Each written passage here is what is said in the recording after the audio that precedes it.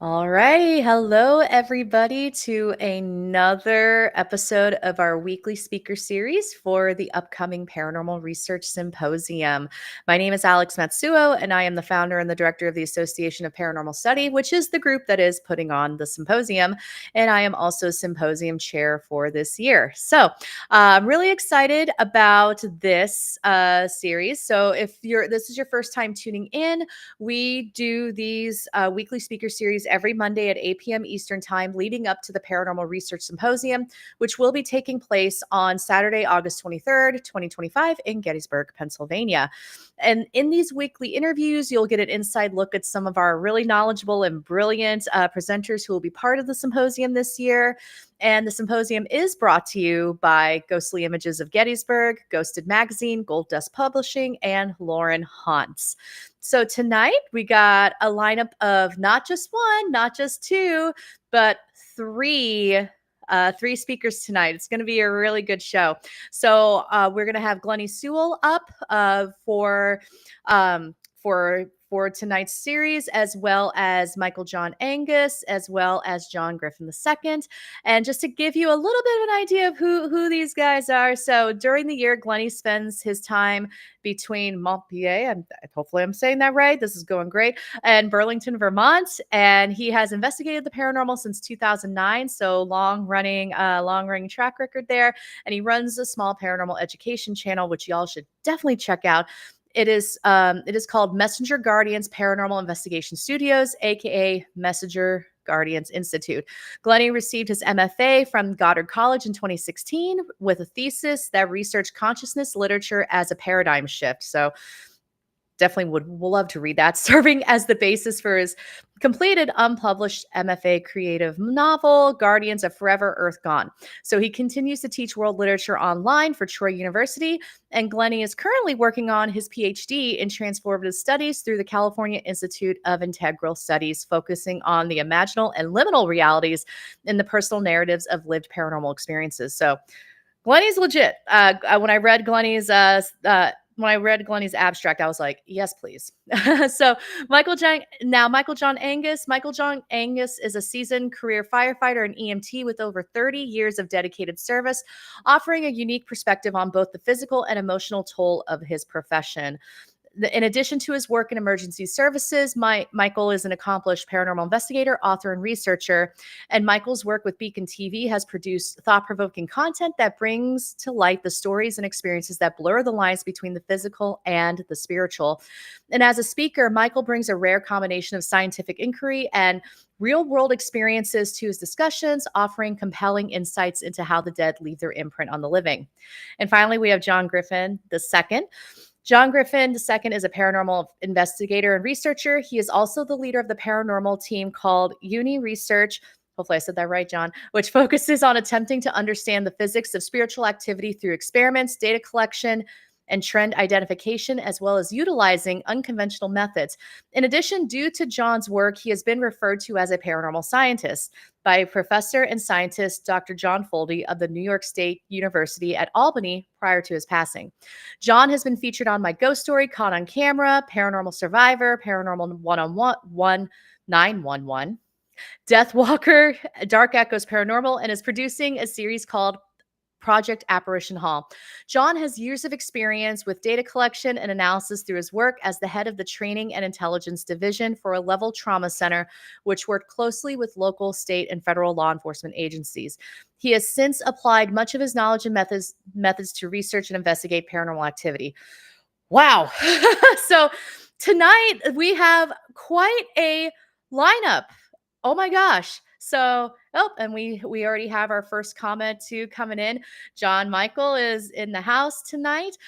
So this is an interactive show. We have an amazing lineup of our speakers tonight, as I just read in their bios. Holy cow. So if you have any questions, feel free to drop them in the chat.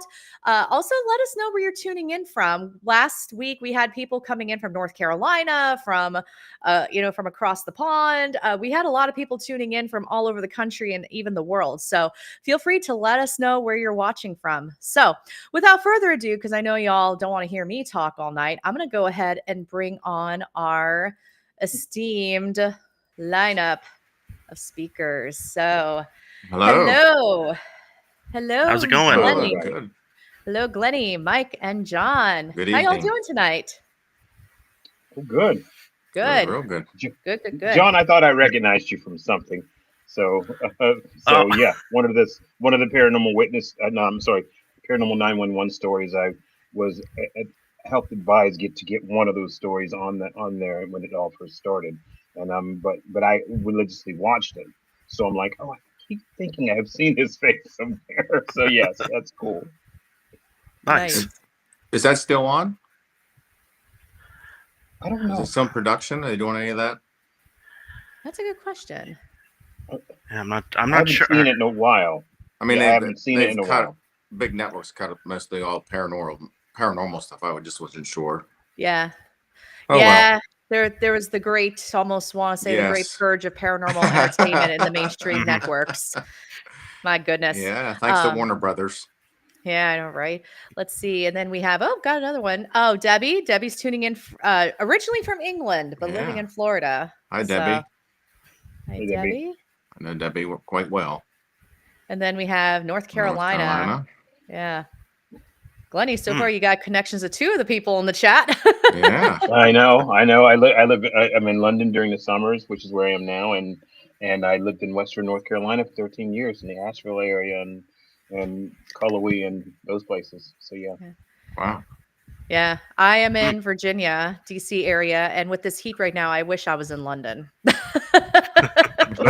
No, you don't, because the heat is actually starting to ratchet up here, off and on. Ooh. And it's threatening to go up to where it is now in the U.S. So. Oh gosh. Where do you live at in Virginia? Oh, I live in Arlington, so I'm just across from DC. Okay, I was born in Alexandria, Fairfax County. I know exactly where that is. I worked in Montgomery County, Maryland for a while. Oh, wow. Yeah, small near world. Bethesda. Yeah, see, and all big world, but small. And I'm from Maryland originally. My family's there. Wow. What part? Well, I was born on the Eastern Shore, but mostly Central Maryland, Anne Arundel County, Prince George's County. Okay, yeah. And part of the Eastern Shore as well, Queen Anne's County as well. Okay. Nice. Sweet. See, there's all that connection. People don't realize. And of course, Vermont. If anybody logs in tonight, that's where I live during the year. So open call for people in Vermont. Make your presence known.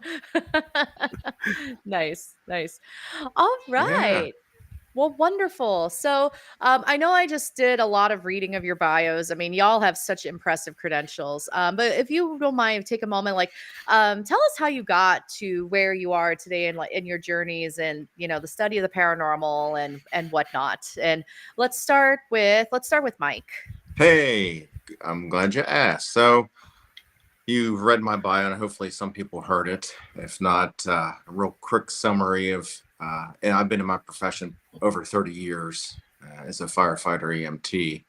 So you can just imagine what all that entails. But so through those years, I was never really into the paranormal. I mean, I knew something existed, and I had a lot of interactions that made me think, what's on the other side. But it took me a long time being exposed to many situations and that I was placed in, good or bad, to realize that I was meant to be there, and there was always something more to it for me. And we'll talk about this more as, when it comes to the event. But I was never always 100% into what I am to now, as far as when it took me a long time for the light switch to come on, something was reaching out to me, and it took a few events to realize that this is the path I needed to follow. And so that's where I'm at with it today, with all my past leading up to this, if that makes sense. Mm-hmm. It does. Yeah. All right, let's move to Glennie. Well, it's always a hard place to start. I'd always had some sort of interest in what ultimately would be known as the paranormal.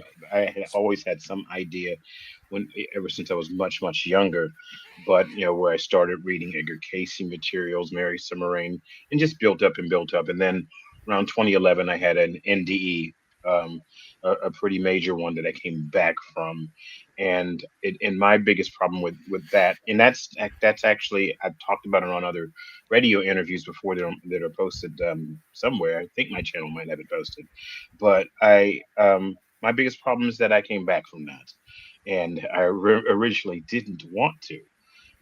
So I was really displeased when I ended up waking up from that event.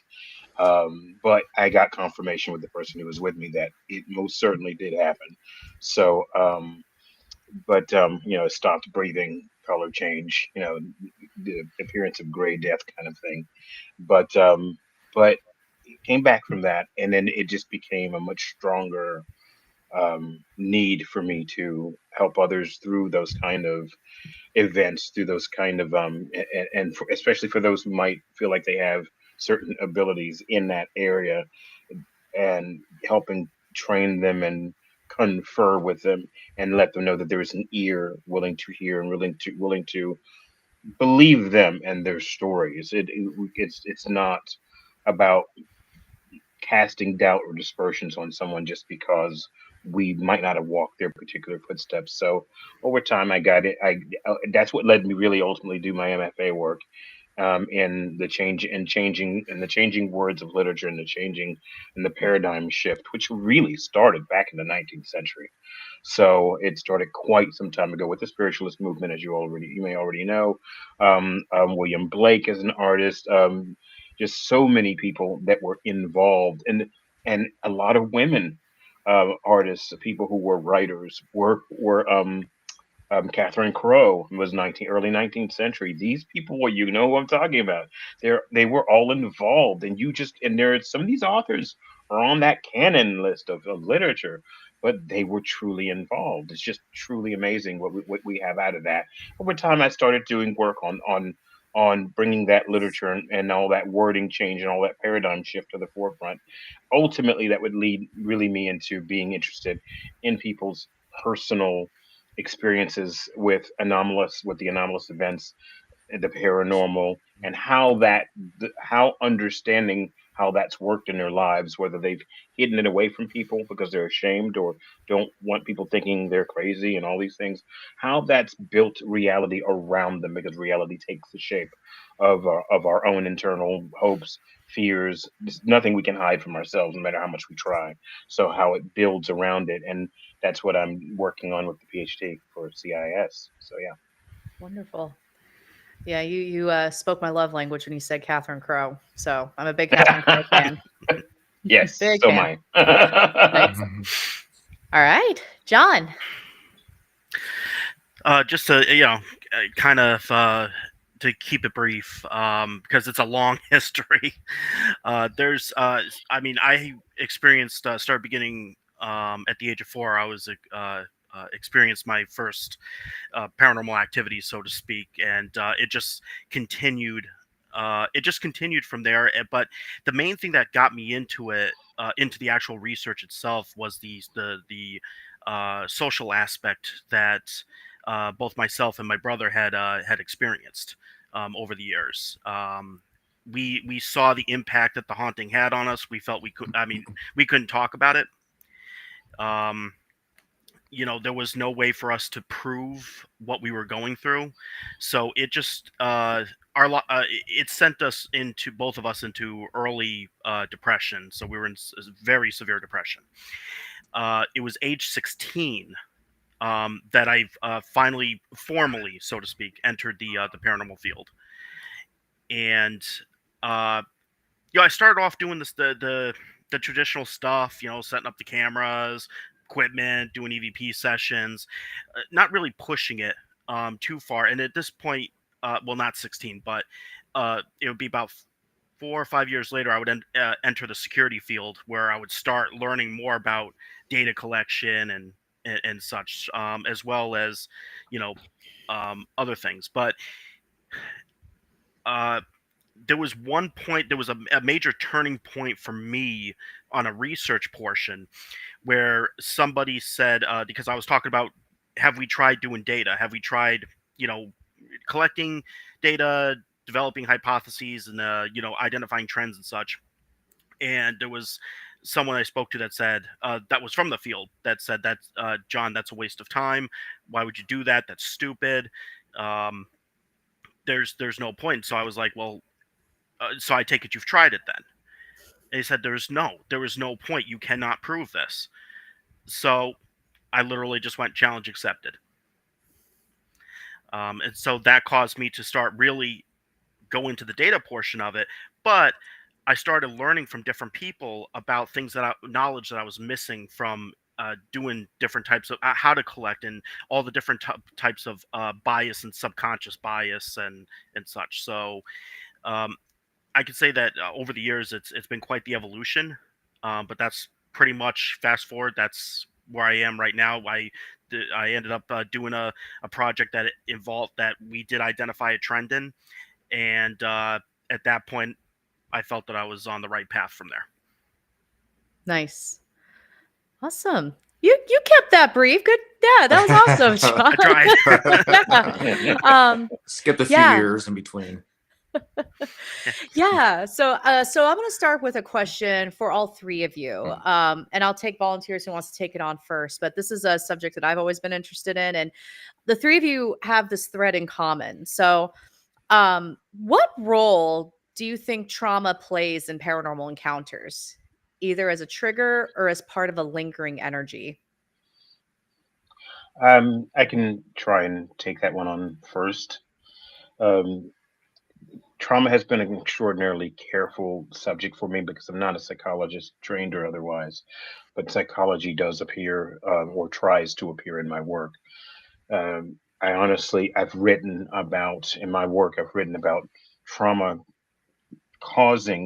at times causing a trigger for abilities to turn on. Some things turn off also with trauma, but not only does trauma trigger things to start happening, but I honestly think that trauma helps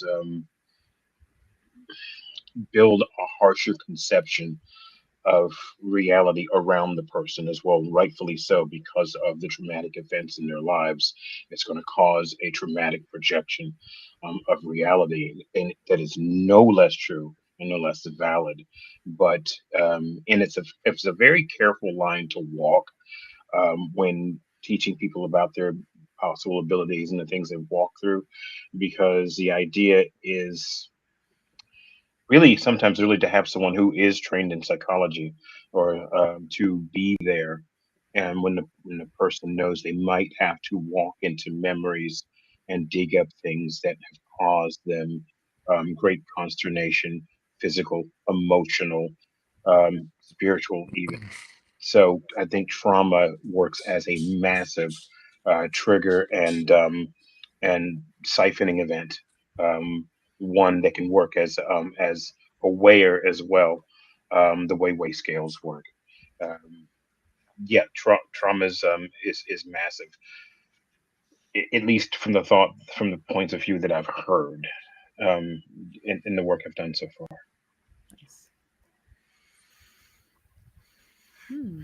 Yeah, I think with my line of work, and trauma encompasses a lot of things, not the physical trauma, but other trauma that's the energy that's absorbed for those situations from that trauma, either by us or other people, can really change a person over a long period of time, being exposed to it, that rush of energy or that, I was on a school shooting at Penn State in 1996. So you can imagine the energy that was in that small area and all the emotions and the trauma that was there and how it changed people forever, even if they weren't the one injured or hurt or anything bad. Just being in that situation with that energy from that trauma, being exposed to it, I think, and that situation changed a lot of people.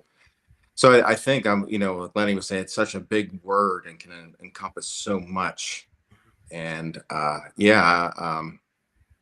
some of the situations I've been in and repeated exposure to it, I think has changed me and my thinking too. So I can imagine somebody that's been through a very traumatic event, whether it's mechanical or mental or something like that, is uh, can really change a person's outlook and how they are. I don't know about abilities and stuff like that. I've heard those stories before. No, people have had a situation that triggered something. We had a friend of mine from high school. I responded to a vehicle accident. He was in an accident, a serious accident, and after he healed, he got MS, and then ended up passing from that. But I've always had that in my brain, my mind, thinking that traumatic event caused a health issue or triggered that MS that was in his body that was dormant and triggered that. I mean, there's so much area that you could go with this, and I'll talk more about that at the event. Obviously, how it affects us and other people, and what it leads to. But yeah, I definitely agree with that. Yeah. I kind of echo what everyone was saying about that. I've looked at it aside from my own traumas that I've experienced, and then other people's that I've dealt with that have gone through it, and I've seen the impacts when it comes down to even the hauntings. I've questioned.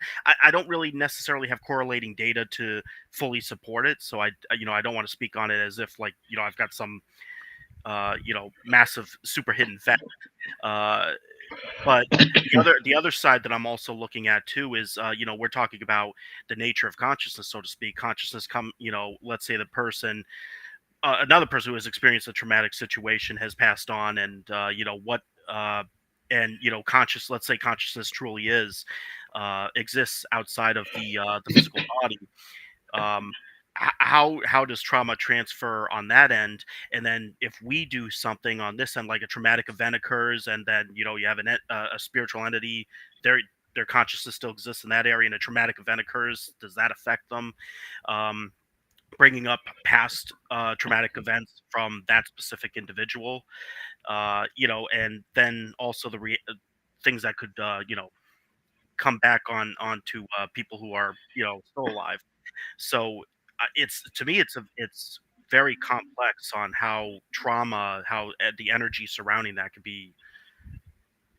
Uh, I just went into a brain fart for a second. See, it's affecting you. Yeah, no, but no, it's I'm like teasing you. no, I'm good. Yeah, no, it's that it becomes very complex because we're heading into so many different directions that it'll take us down so many different paths. And for us in the paranormal field, we know that for us, it's going to take us down paths that generally aren't really considered. Glennie, did you say you had a near-death experience? Yes. And that's not to interrupt, but I've had, not personally, I've been on incidents where people have had near-death experiences, and I had a guy tell me a story. Now, this is before iPhones and later. This was in the early 90s. But I'll get back to him, but we just had one at work. We had a lady jogging, collapsed, was in cardiac arrest. Now, how weird is this? Another jogger witnessed her collapse, ran over to her, and was carrying a pocket mask and began CPR. And I'm like, if that's not like some type of spiritual intervention or something looking out for you, I don't know what is. But I never got a chance to. I want to interview her if she would allow me to see what she experienced, and not to go down another rabbit hole. But I had a person years ago that had an experience that I was on scene. We defibrillated the person. They come back to life, and the guy was mad. He said, I was trying to tell you guys not to shock me because that wasn't even going to hurt, but I couldn't. I was screaming at the top of my lungs, but you couldn't hear me. He literally was telling us what we were doing in the room. He watched everything we did. Yeah. So I don't know if you ever experienced anything like that or not, but I mean, even a situation like that, can trigger, like you were saying, can trigger so much to a person. Like it's like sometimes like a reset, if that makes sense, or like an update. You updated your iPhone, you updated your brain. Now this is Right. working. So, but yeah, My go ahead. my experience was, like I say, without going too many details about it, my experience was almost psychologically forced way back when it happened, because I was under such massive amounts of psychological pressure that I just didn't care. Now, I wasn't going to do anything physically to myself. That's not a Right. thing. But in some ways, it felt like it was almost the same, because I simply willed it, because I was in that bad a shape. Not physically, not due to any kind of chemical, no alcoholism, no drugs, anything like that. It was purely psychological. It was that bad. Um, and I remember walking away, just feeling comfortable and walking away. And then the other person who was with me, I heard that person's voice call out, and before I knew it, I had apparently returned, and was so desperately unhappy because I wanted to not come back. I mean, that has changed since, of No, I course. get it. I I get clearly it. I clearly had a massive more things to do. So Right. and that was that was now almost 15 years ago. So almost 14 years. So yeah, it, it happened to me. It was less of an accident and more of, I'm ready to just leave, to hell Yeah. with it, kind of Right. thing. And so, and then a second event occurred, but it was not really, it's strange. It's on my YouTube channel. It's not an NDE, and it was about 13, 12 or 13 years ago, where I was called over to help with literally help calm people down who were being brought to the other side, who didn't know where they were, and they needed people to come and help. And so they decided to call me over in such a way as to make it look like I was sleeping in a room when they came to get me, and said, "Hey, we got someone for you," and they handed me a clipboard as if I knew what to do, which I did. It was really strange, and said, "Okay, can you go to these people and help with them, and then stay with their children, and go to check to make sure they're okay, they don't realize where they are." And it was just like this way station, and it's like I said, it's on my channel, and I also wrote about it. And it really took place. It was a massive lucid event, and that was the and I actually left the facility thinking I'd go around. It was on a farm with a mountain, and I made fun of the whole scene because it was so tropey. But then um insects started coming around my feet when I left the facility, and I just back up onto the porch of the facility. And the friend that I told, John, was the friend that I helped get on to Paranormal 911. She had told me, she says, well, in certain cultures, insects on bare feet, because my feet were bare, she says they usually will go after someone who is about to leave, and it's not their time, and they'll force you to reverse back to wherever it was you were located. And that's essentially what happened, and I didn't even think of it that way. And there were Oh other no. events that happened outside too that I saw. But after I was done helping people, I was just trying to sit outside the facility, almost like you would sit out to take a smoke, and wait it out. And then it faded, ended, and and when I woke back up, I was in San Francisco. So, because that's where I was at the time when this happened. So Interesting. Wow. Hmm. Wow. I didn't mean to go down a rabbit hole. I just that Oh, I you're knew good. he had talked about it, and no, that's just amazing. You just triggered it in me to tell you. Yeah. yeah, I I wasn't going to like talk that. That's about what that. see how stuff Love it. works. Yeah. Love it. Let's see. We got a question from Debbie. John, have you thought about visiting the old Bleckley County Jail? The reason she asked is I run that. She had left this one too. Yeah. Yeah. I just read the comment. I'm like, oh, she's been there, but yeah, I can't get enough of it, enough of what I do. So I run a jail on the side, because I need more of it, But that's what she's asking. It's in Georgia. I'm not sure where you're at, John. I maybe didn't hear where you were from, but Well, I don't have. I'm not interested in that respect because I'm hearing all this traveling stuff. I moved here. I moved here. I was born in New York State, and get this, I moved 30 minutes away from my childhood home in New York State. Wow, So, Wow. right. Nice. Um, that's cool. yeah, no, the old yeah, I and Debbie's actually we just actually met up at Wildwood Sanitarium for the first Mhm. time. Nice. So we finally got to research together, myself and her group, and so I mean it's definitely a place I'd be interested in Yeah, in checking out. I know there's a bunch of areas out that way that I want to yeah. get to.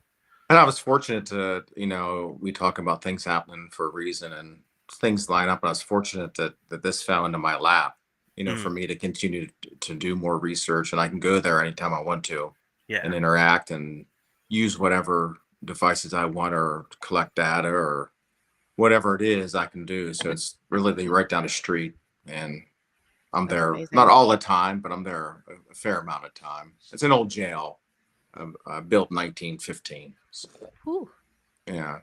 I was like, you're lucky. Like the play. Well, Wildwood Sanitarium. Our team sponsors that place, and but for me, it's 5 hours away, 5 hours Oh, back. yeah. All the places, I swear, all the great places are hours away from me. It Mm. never fails. But then I hear down the street, I'm like, Yeah. Yeah, I moved 6 hours away from my home location, so I feel that pretty hard. Mhm. So, nice, nice. All right, great. I just want to let everyone know, just remind everyone, yes, this is an interactive show. So if you would like to drop a question in for any of our panelists this evening, please feel free to do so. Y'all are getting a lot of love in the chat, which is awesome. And yeah, so I have one more question that's going to be the group question. If you could see a major shift in how society views the paranormal, what would it be, and what's getting in the way?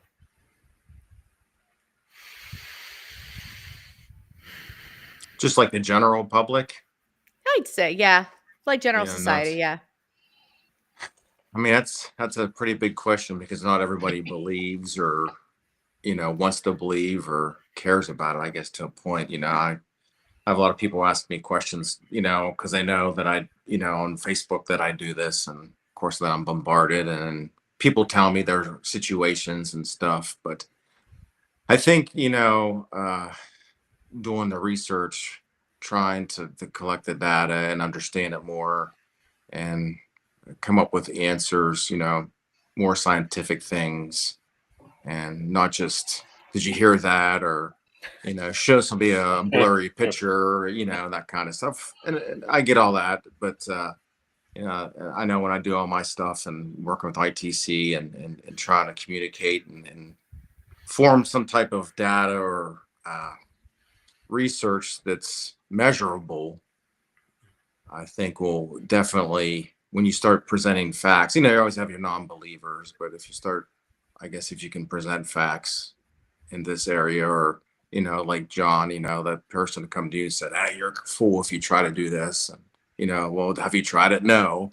I hear that all the time about stuff. So mhm. I think if you go down that road and be factual and honest and debunk stuff and present stuff that you think is something, or you have something to back it, I think a lot more people would follow or understand it more, if that if that's what you were looking for as far as answering the question.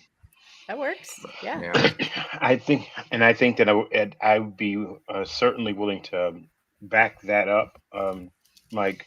Yeah. Also, there's this understanding that not everything can be reproducible or reducible in a lab. It just the paranormal is one of those things that just can't always be. People can reproduce some effects, but the originating events can't be reproduced. If Mm-mm. someone says, "Oh, I can make your reproduce and make your hair stand up on your neck like you can a nose," I said, "Yeah, you could, but the originating event you can't reproduce. You can Mm-mm. only reproduce the effect."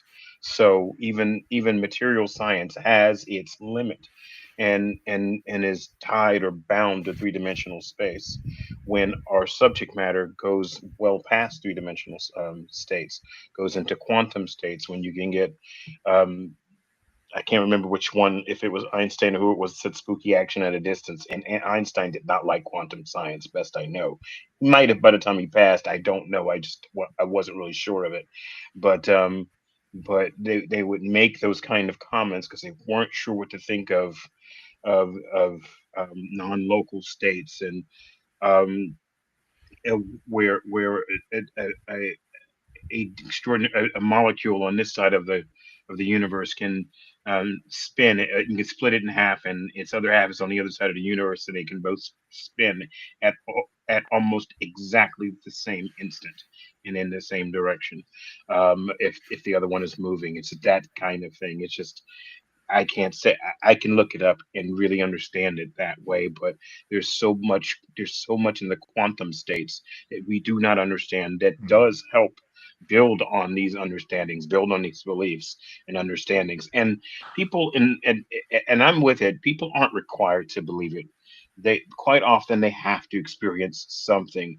And I think when someone's a healthy skeptic, which means they're not there to debunk everything in life because they just can't be bothered with any kind of existence or anything greater than just themselves, but healthy skeptics who are willing to listen, willing to see, willing to bring in some data and go beyond. I like how Mike said, "Did you hear that? If you really want to annoy me and get my ire, keep doing that in one of these paranormal shows. Did you hear that?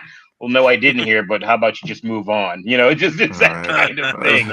And it's just I'm being a wise ass, but still, No, right. it gets me. It really bothers me. And to me, I don't always need it to be materially scientifically approvable, but I do need people to stop, back up, check their own thoughts, check their own conceptions, and make sure they're not bleeding into what's happening. And quite often you'll hear the term freaking myself out, freaking ourselves Mm, out. And quite often, a number of people, especially in YouTube, are starting to understand it. Because sometimes I'll be in the comments just going, "Stop freaking yourselves out. You're causing a third of the paranormal problems in that house by freaking out and feeding into whatever is there. You're just giving it the energy it needs, and right. you're causing that whole third or half of it. Quit freaking out. Someone who doesn't freak out doesn't really get too particularly and can go in places like that. Sometimes they can be interested. Sometimes they can hear something. Sometimes a door slams. It doesn't jar them. They're just like, "Oh, that's interesting. It's slamming doors." And, they stay calm because they need to filter. They need to make sure they're carefully Right. filtering things happening and not freaking themselves out. So that's Mike. That's why I was definitely got attached to your statement. Yeah. Definitely, and we can't Uh, prove everything, and not everything's reproducible. no, you're But right. or reduction of reductionism doesn't fit Mm, much of what we understand. But you are right. People need to calm down, to use, if the equipment fits and they can use it, good.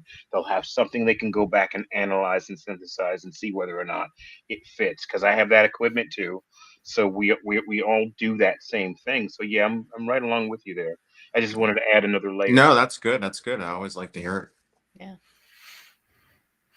Right. it. John has the Yeah. best for last. Yes, indeed. it, it kind of falls back to what I had to the mindset that I had to go change in mindset that I had to go through when I was doing the training and intelligence division. Um, with that, I mean, we dealt with different beliefs, um, different diverse topics, diverse mindsets, and and of course, it got into being that it was security and such. It was, we also dealt with the political mindset. So we're dealing with all these hot topics that people just get really passionate about and they see red. Uh, the Yeah. problem the problem with the intelligence portion of it is I can't see red. I'm not allowed to. And that was a tough transition. I had to change and go into a state of neutrality. And so, and trust me, that took so much effort. And no one's ever 100% neutral. But No. to take that and realize that going into the paranormal with it, trying to take that attitude into it, that's what's ultimately helped with the research that we've been doing, and allowing for our team, for the UNI research team, to speak with other people that have differing opinions, openly look at the data and such. And I feel like for society, um, once they when they see something more tangible, when they see the open-mindedness, and that it's not just going into a belief, it's you know there's credible research going on, it'll open that up. But the other part of that is that with and I kind of want to I know this may seem random, but one of the questions I've asked, in regards to if spirits exist, hypothetically, if ghosts exist, they supposedly can do all these things, such as move doors, insert themselves into dreams, uh, you know, possess, allegedly, speak using without a physical body, appearing, disappearing. They could do supposedly all these different things. The question I have to ask is, what else can they do if those are actually true, if any of them are true? And how does that impact society in general? Because in that case, the way I see it is that, um, there could be some uh, significant consequences. We may have things that are going on that end that we don't know is affecting us from here, and vice versa. We don't know that. How there's again, it's a very, I could go on for hours about this one. That's actually, it's funny, because Alex, like the question that you asked, I kind of asked a similar question to some people on, if if I asked people, if the paranormal were to be, or ghosts were to be proven, or spirit realm, whatever, was proven real tomorrow, how would society change? How would governments change? How would the laws change? How would psychology change? How would the medical field change? How would all this stuff change? Um, so I think with the more that we progress with this research, I know there's going to be the pushback. There's always that denial stage, and we as researchers have to expect that. And just like you brought up, Glennie, or either Mike or Glennie, I apologize, That's all about right. the person that disagreed with the whole statistics, that it was dumb. I had to push past it. There was that denial stage. Oh, well, how dare you try that? And Mm. so we know at first, once we start coming across things, society is not going to be happy with us. But then eventually there goes to that acceptance, not 100% with everybody. But that's what I would like to see from society. I would like to see that it opens up. I would like to see that, you know, people understand these, all these different experiences. There's reasons why people are coming to different conclusions, also ultimately have these different beliefs, take these different paths, and find a way to find a common ground to come together, so that we can ultimately figure this out, and come to a conclusion that ultimately doesn't lead to people going after each other for this stuff. Nice. Y'all have made tonight's stream really easy to do. I just ask a question. It's like, and go. Love it. Let's see. We got a couple comments from the chat. John Michael did. He actually commented, Glennie, on Einstein. Einstein actually contributed to quantum mechanics. He just wasn't a fan of that's a big word for me, probabilistic nature of it. But since modern science derives from skepticism, that's why he was skeptical. And then the second part of that was the probabilistic part wasn't really solidified till after he was out of the game. Yeah. And thank that was a John Michael for that. Yeah. I actually read that in the chat along the side screen. So yeah, I'd Nice. already read it and shook my head. So I was really appreciative of you typing that. Thank Perfect. you. Perfect. All right. Awesome. Yeah. So next question. So this question, actually, I want to go ahead and have John start off with this one. Can you give us some insight on what your presentation for the symposium will be about? Sure. So it's the title for it is Project Apparition Hall Phase 1, and essentially the we've been focusing on the understanding the manifestation process as well as the composition surrounding spiritual entities. Again, hypothetically, if they are real. And basically, we've made some potential breakthroughs within the study of apparitions.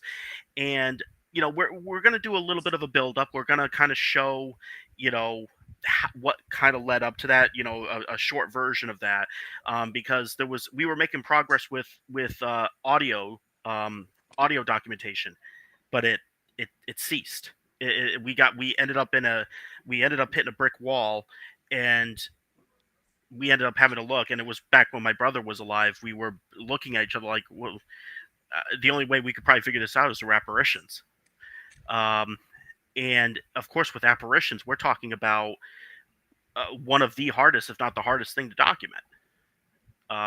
So we're finding ways to be able to essentially not reproduce, but assist them on their end, and trying to understand how they essentially put themselves together, documenting phases from the starting point for where they begin their manifestation, their original form, to when we essentially see them. So that's a short version of that. Love it. Well, I hope to get the chance to see that. As we're not presenting at the same time, I'm going to be cross if that's the case.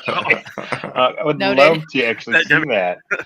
I mean, I want to see all you guys is what I want to see, because I don't want to just go there, do my thing, and leave. What the hell's that? I want to actually go there and enjoy you all stuff.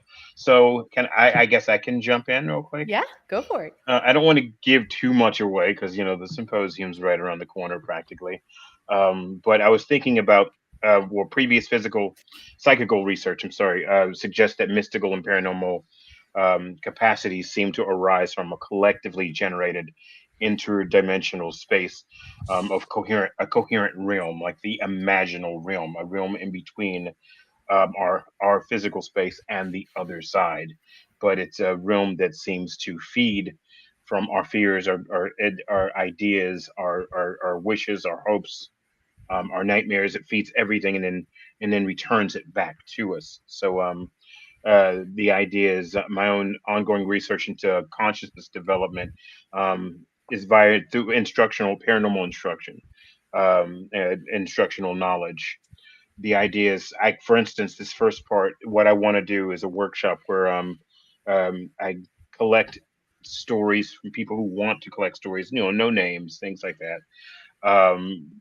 are used, but collected to ultimately use in my own research, asking the question, for instance, could individual beliefs shape the existence of the liminal, transcendental, or paranormal world? Also, it's also known as the imaginal. There's several different kind of words for it, and people will have different ideas about it, but it's that same space, kind of like the 7,000 names of God thing.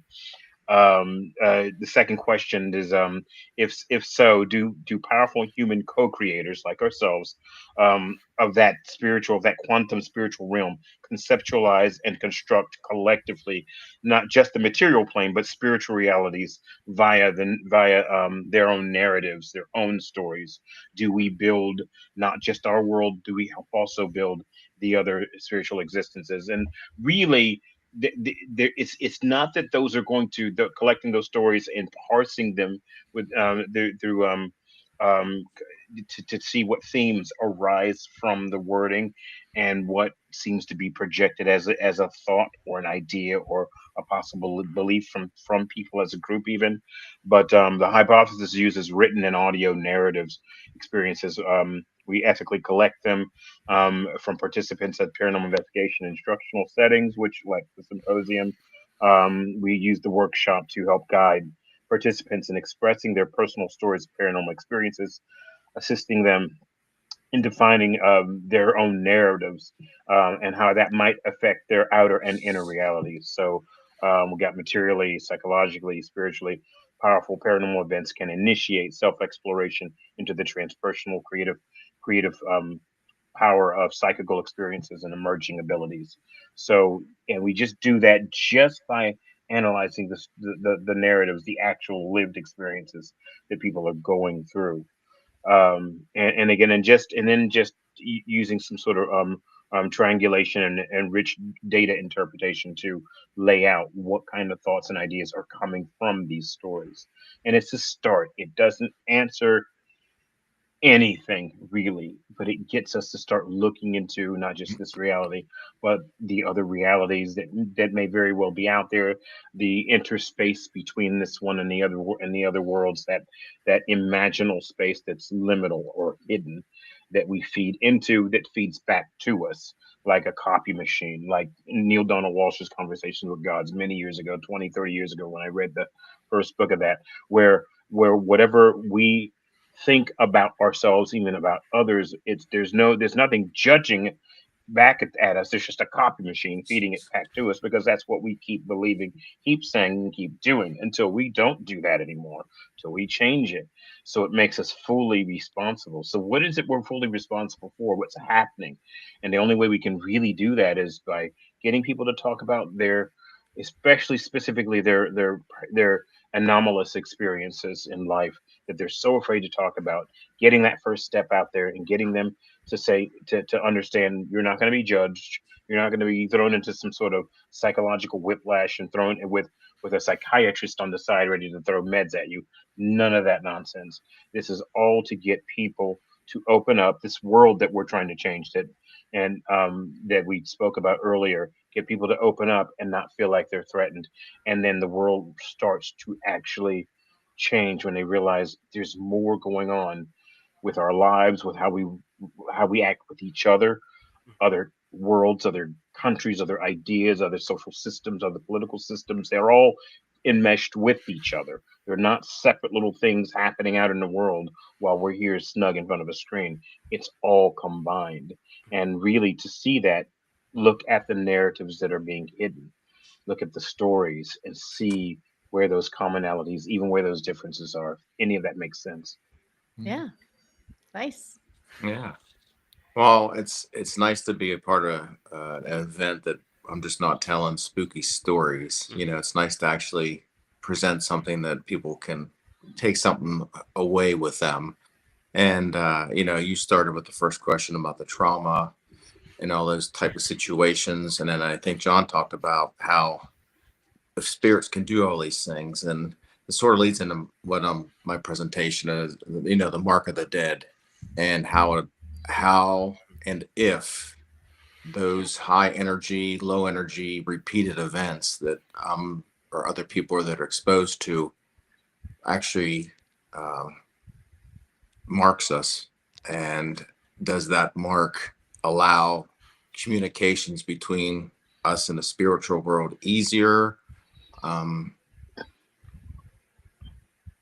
if all this stuff, like I'm just trying to think.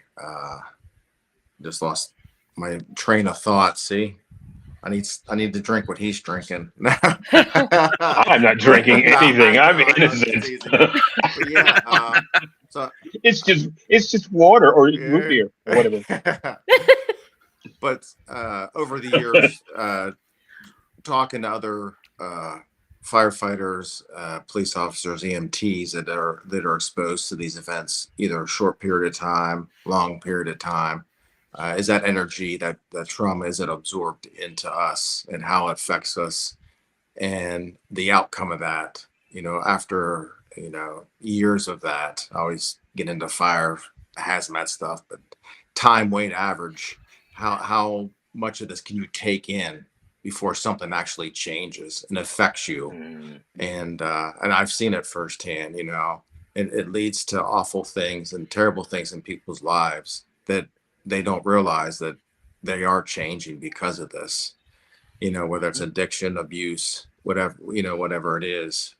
So a lot of what I'm studying and trying to gather is information on those repeated exposures and how it leads to PTSD and other bad things that, in our lives. And obviously, collecting the data from all that, and trying to come up with some answers to see if how this can change, if it can change. And I think a lot has over the years. There's been crisis intervention teams now we have access to.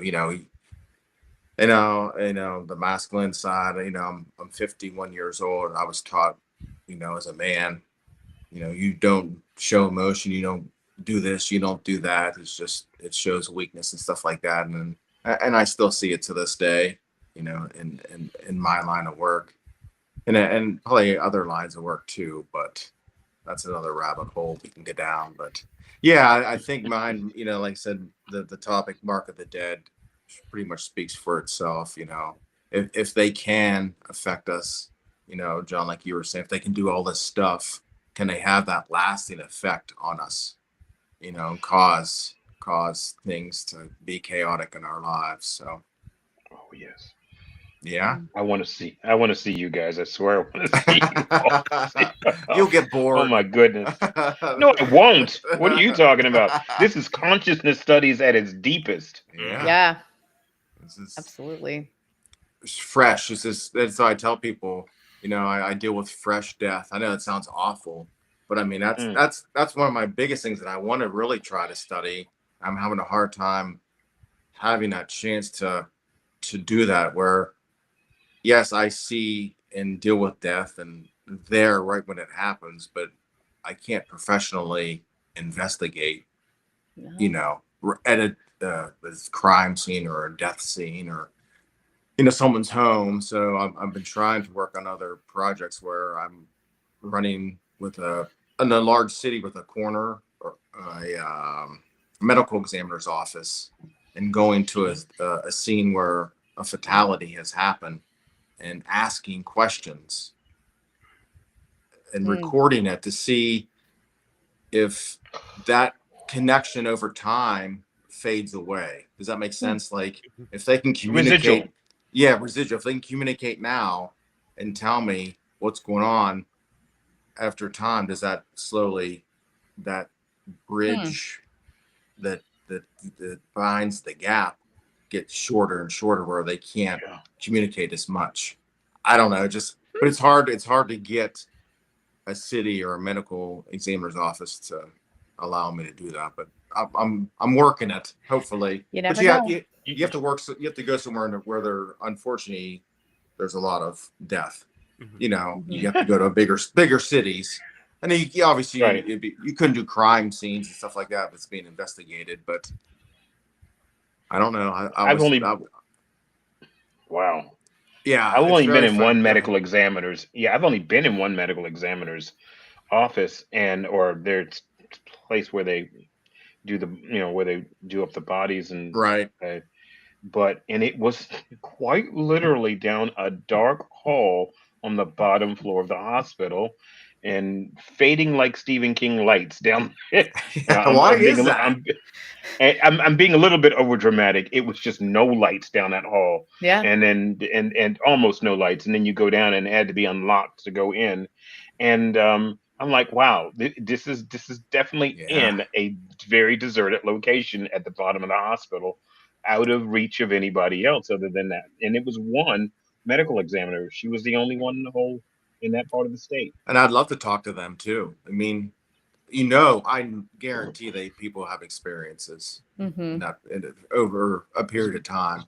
It's Burlington, Vermont. I don't know if she's still the same one, but because I was doing other stuff that wasn't involving that, which is why I was able to. A bunch of us went to visit that office. So yeah, you can. I mean, find out. I don't know them anymore. It's been years, but it's something to ask. You're going to find those who absolutely will let you do that. You just got to know where to find them. Yeah, I mean, you've seen. I've seen videos for police officers with body cams where they'll catch stuff. They'll catch EVPs and they'll catch apparitions. That the guy in Texas that killed his wife and kids and put them in an oil barrel. Oh yeah. They were catching voices that were not any of the people in the room, and you could hear a little girl's voice.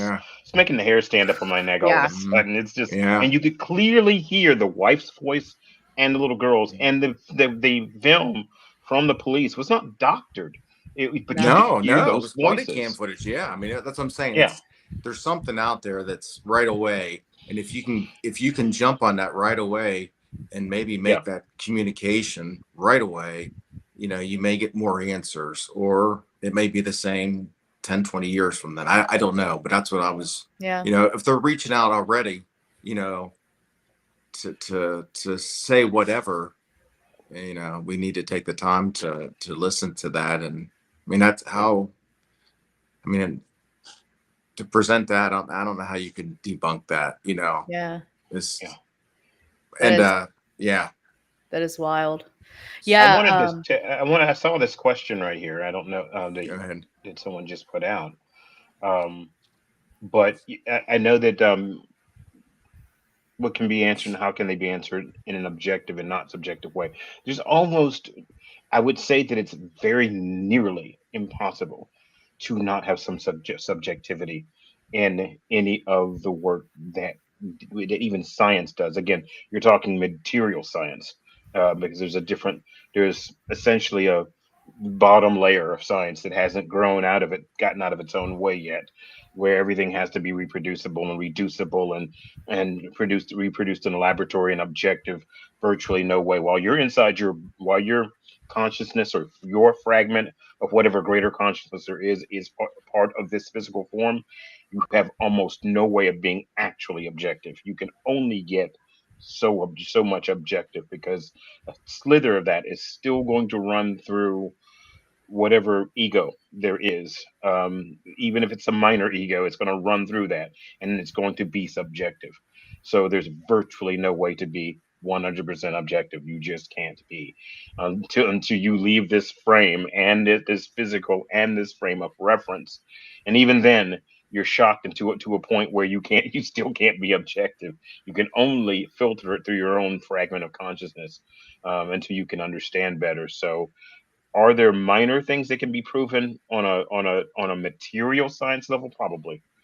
And some things are. Again, we're talking about things that are not videos and audio that are not being, what is the word, manipulated. They're not being manipulated. You can actually hear it. It isn't pareidolia because the machine caught it. The actual technology caught it. Not the human eye, the technology caught it and recorded it. So therefore, it is not pareidolia. You can hear the little girl when you, quite often. What's so interesting, and I'm going to hold off after this because I want to do this at the symposium. But when you are not expecting to catch something and you catch it and hear it and see it, that's when it's some of the most valid stuff. It's like you weren't looking for it. You didn't have any projective concept to put out into reality about what it is, an expectation of what you should see. So yeah, I can't stand it when shows talk about a haunted location before they investigate. My thing is investigate the place, seal up your investigation, then talk to the owners and the people who run it about it, and say, okay, now that we've all talked about it, here's what we found. Right. Makes sense. That's the order to go in, instead of setting your mind up to project crap and do stuff. Yes, technology will still catch things will happen, but you don't want to set yourself up. But you need viewers to pay those bills, right? Oh yeah, that's exactly why they do it. I mean, that's a reality. I know, I'm teasing you. I know. No, but it is a reality. Right, That's totally a reality. Yeah. People don't want that. Good or bad. Yeah, they Right. don't want that. Good or bad, whatever. All right. All right. Ready for another hour? I know, right? I feel like we could talk for another Easy. hour easily.